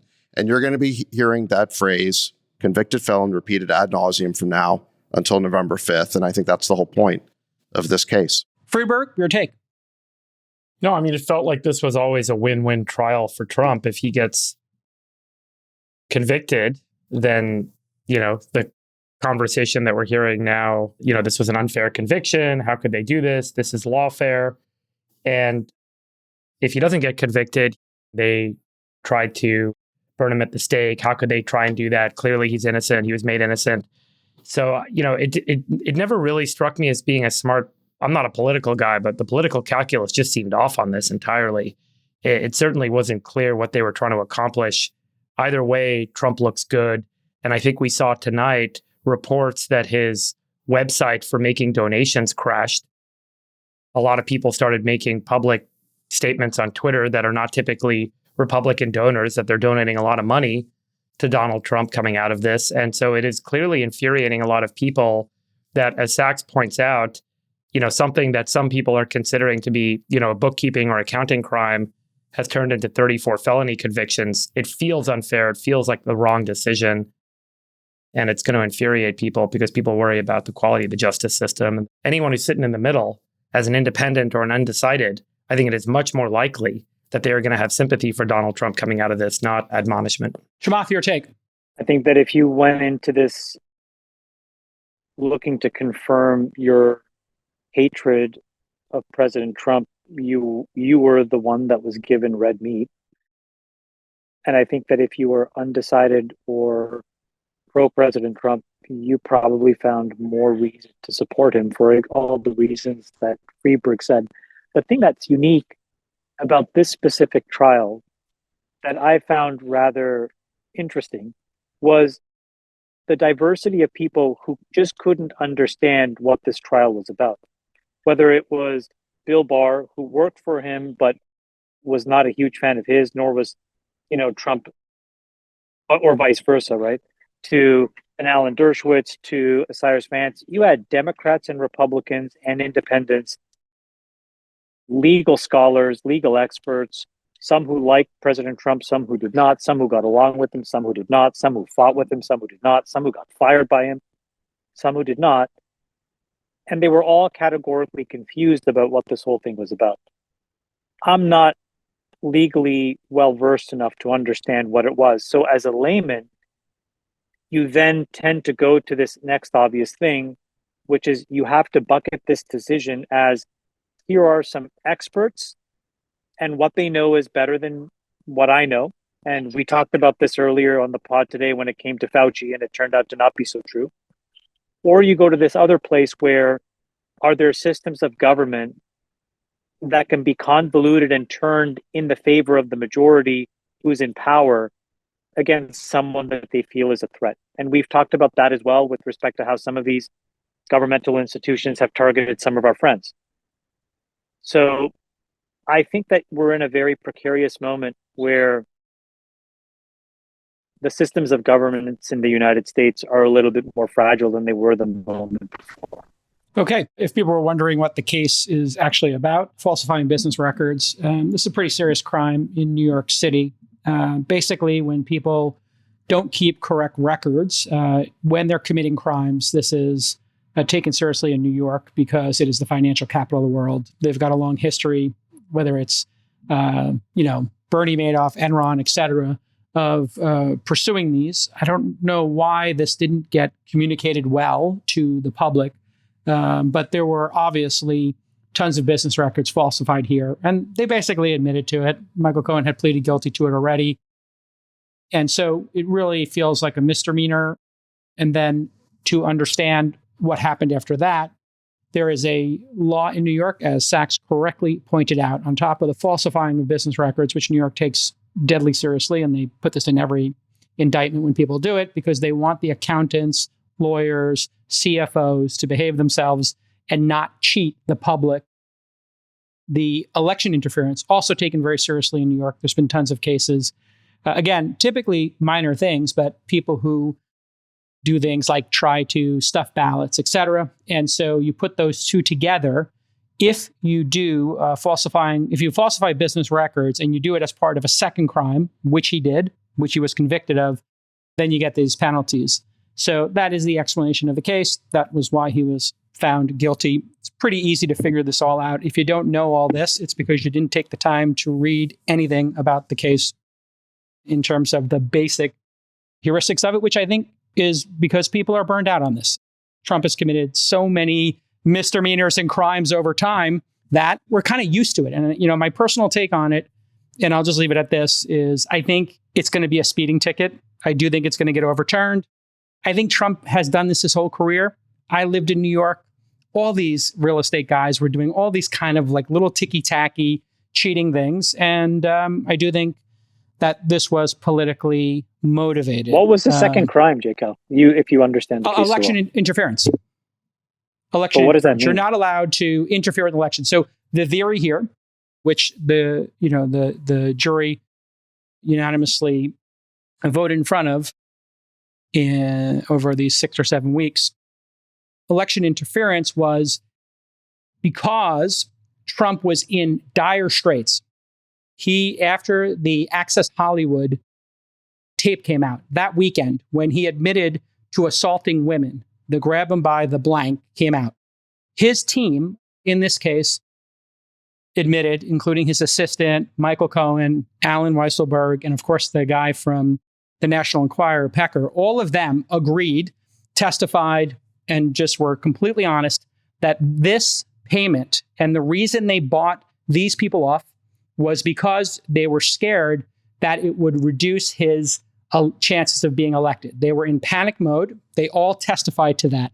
The jury found that they committed these crimes, the falsifying of business records, in order to save his election chances. So that is the legal concept. This legal concept was available to everybody for the last, since it's been filed in the New York Times. Anybody who doesn't read these basic things and comments on this case is just a partisan who doesn't want to accept the reality that these are actual legal concepts that are completely valid. Now, I do think, despite all of that and me making it abundantly clear to anybody that you don't want people falsifying business records, and you also don't want anybody interfering in elections, I do think it was politically motivated. So you got to keep two things in your mind at the same time.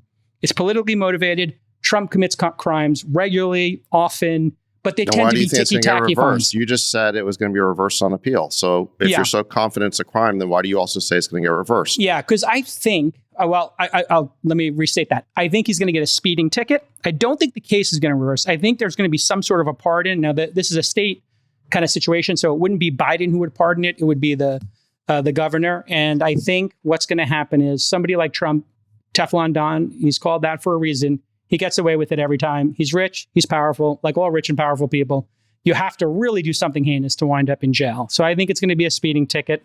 I do think the documents cases, that one is a pretty legitimate one with the obstruction. And I do think the election interference, those are the two he should be really worried about. Because if he is found guilty on those are legit. But I do think this country is going to need to come together. I hate to be the bigger person here, but I do think the country needs to get together and get us two new candidates. And we can't be having this lawfare and politically motivated lawsuits every time somebody loses or they're afraid of losing an election. But let me ask you a question, Jason. You're a famous, successful person. Over the next 10 or 20 years, the odds are pretty good you'll be more famous and more successful. Say more, Chamath. Do you feel the less, the same, or more? Okay, you have to say less, same, or more. Okay. If somebody in government doesn't like what you're up to, after today, are you less, the same, or more in terms of the risk that the laws could be used to fight you? I think we're kind of in the same area. I think there's always been politically motivated prosecutions that have occurred. That's part of, the flaw in our legal system. And I do think appeals, pardons exist as the relief valve for those things. And I think for rich and powerful people with great representation, they always get off unless they've done something incredibly, incredibly heinous. And I don't think this is incredibly heinous. And so when it's framed as simply, oh, it's a porn star, he banged a porn star, who cares? It was consensual and she got a payoff, or maybe she was extorting him even. I don't know if those details were ever determined, if you could frame it as extortion or not. I think none of that matters. Like this falsifying business records thing is just something they did. They should just own it. They should have just pled it out. And it should have probably never been escalated to the next level with the election interference. I thought that was a little bit of a stretch, but not that much of a stretch. They got escalated because Alvin Bragg got elected to pursue this case. And that's the only way you could get it from a misdemeanor to a felony. Yeah, exactly. So I think that is part of the lead in the case. I know you're really giddy about this, Jake. I can hear it in your voice. No, I'm not. But honestly, look, I wish. All you're doing No, is I'm going to stop you right repeating there. No, sorry, Sacks. You don't get to say I'm giddy. I'm not going to tell you how you feel. You don't get to tell me how I feel. I actually am sad for America. I'm sad for America that Trump and Biden are our choices. Okay, great. So speak for yourself, not for me. Okay, great. Well, maybe I'm just detecting enthusiasm in your voice. I'm not quite sure what it is. No enthusiasm, not at all. You're presenting these documents on the screen that are basically from Alvin Bragg's case. That's all you're doing is repeating his theory of the case, which I must say is extremely tortured. And it's novel. I don't think a case like this has ever been brought. And if you are going to bring a case against a former president, it should be for something more than ticky-tacky type stuff. Stuff that you yourself admit is politically motivated. It's obvious. Bragg was out to get Trump. This is a campaign strategy. You have to bend the law into a pretzel to create the case that you're describing. Listen, I think Trump will continue to do these. He's had these long before he was in public office. He got tons of speeding tickets like this. He'll get them after he's out of office. He's always committed crimes. He's always done these What this minor reminds things. me of is, you remember Ken Starr and Yeah, what they of went course. after Bill Clinton for with the whole Monica Lewinsky thing? Sure. And when that Starr Right. report dropped, and then hundreds of pages of legalities, and they described all the prurient behavior in amazing amounts of detail. At the end of the day, the American people looked at it and decided that maybe there's a tawdry element to this, but it's personal behavior. And after some period of time, Clinton's popularity rebounded, and he actually gained seats in the midterms because the Republicans overplayed their hand. Yeah, totally. And I think in a similar way, it's very clear to me, and in fact, you've already said this is politically motivated.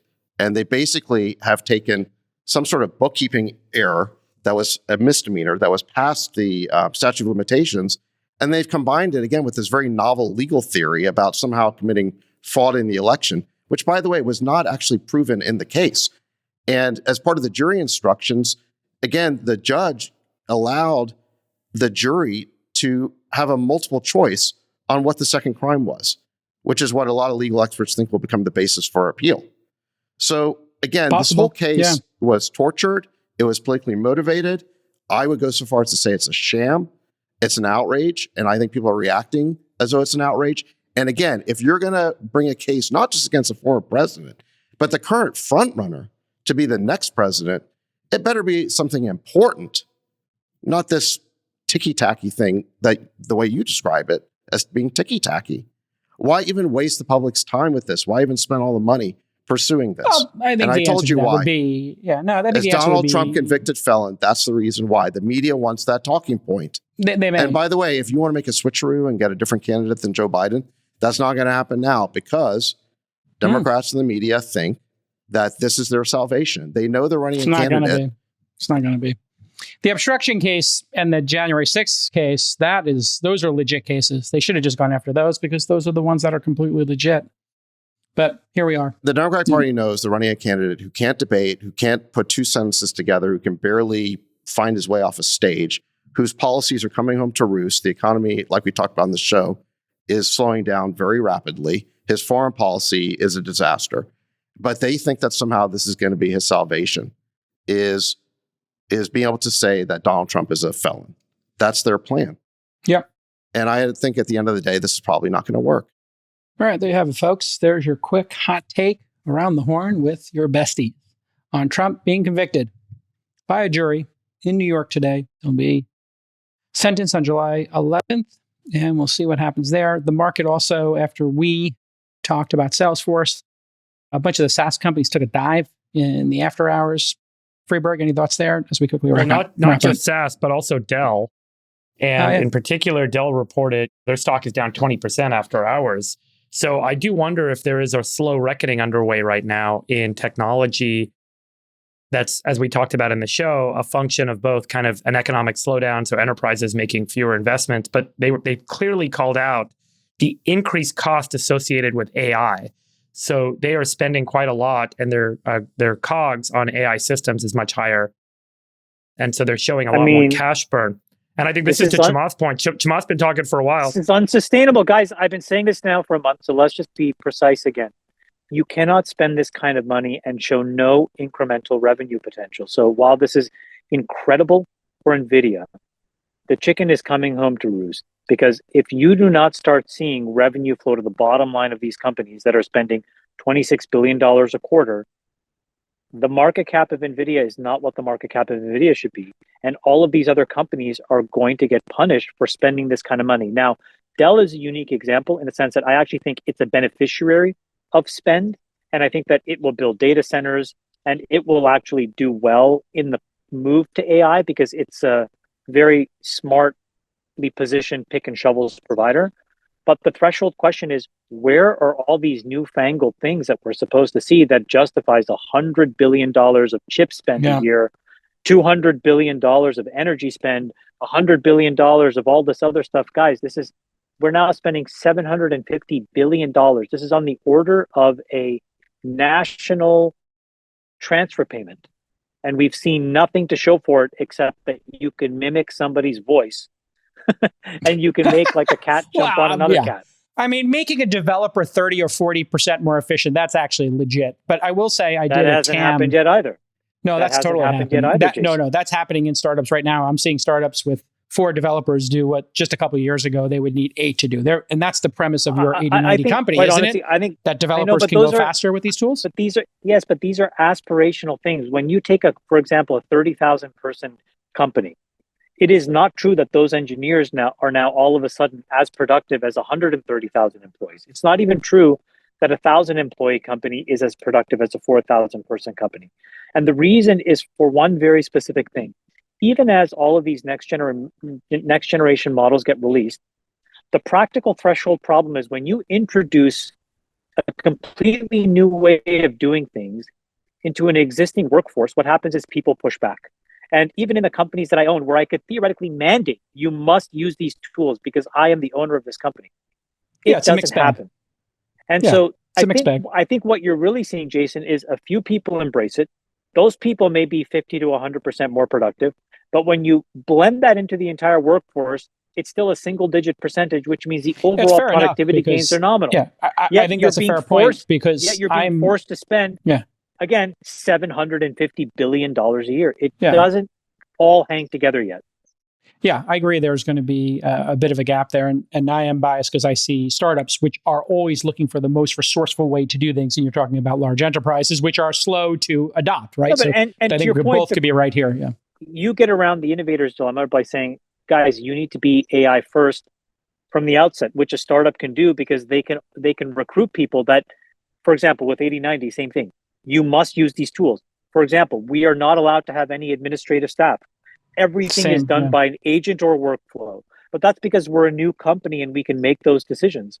But somebody who is at an established company, I suspect that these gains are nominal at best, yet the spend is outrageous, and it gets and when it catches up with you when you report, I think the market is sort of like saying. I think the general statement might be made that perhaps the first AI mini bubble is bursting a bit, and particularly with respect to the accelerated expectations that public market investors had for public market technology stocks, that perhaps now is the time for a bit of a reckoning, that perhaps this isn't going to happen at the same margin level or the pace that folks had modeled, and this is going to cause a bit of a setback. I think pace is a very good point you're making. I also think that with the GDP slowdown that we've seen, report that just came out this week, with a sub 2% US GDP growth, we are seeing an economic slowdown underway. There is going to be reduced spending. There is going to be reduced conversion of enterprise customers to buy anything. And so that is going to dramatically affect the market. We're looking at 5% 30-year treasury rates, which means that you are going to see multiple compression that's going to happen across the market for tech stocks. So this could be the beginning of what I think might be a slow contraction. One thing I just want to make sure. I'm not a markets guy. One thing to make, I do have some information on the Dell stuff. One thing to keep in mind is they had like a 30% run up or 20% run up at least since NVIDIA's CEO praised them, and like I guess all these meme stock people just jumped in. So I think it's just like a little ticky-tacky correction back to the ticky-tacky. Sacks, any final thoughts here on AI before we all leave to go to our, Trump celebrations and/or, Maybe the market doesn't like the U.S. becoming a banana republic. There it is, folks. The banana republic. Oh, I can still be friends with you guys. All right, everybody. Who's you guys? Oh, you guys. Wow, so to those guys. All right, for Chamath's 2 missing buttons. We'd like to encourage everybody to enjoy their summer. 3 buttons are coming. We have I got short shorts. You want to see I got my short shorts on. Oh, God, that's so pasty white. I got to get my sunglasses. The over-under on when Chamath goes for the 3rd button is June 25th. So June 25th in the betting markets right now for the 3rd button. Love you guys. We'll see you all next time on the world's greatest podcast. Bye-bye. We'll let your winners ride. Rain Man David Sacks. And instead, we open source it to the fans, and they've just gone crazy with it. Love you, Besties. Queen of Quinoa.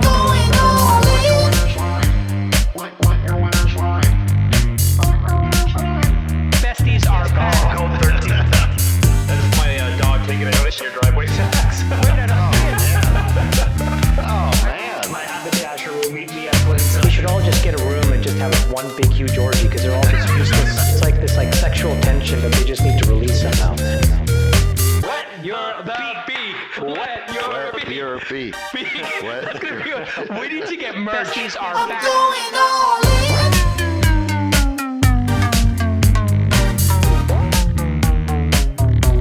I'm going all in. Okay, last year at the All In Summit, we had a wonderful talk by Jenny Just, and they have a very cool program called Power Poker. They're holding a 2024 summer boot camp and tournament for women only. So for the ladies out there, if you want to learn how to play poker, just like the Besties and Jenny Just, you can join this 4-week training class, get unlimited playing time, and you play in a tournament. I'm going to come and play in one of the sessions.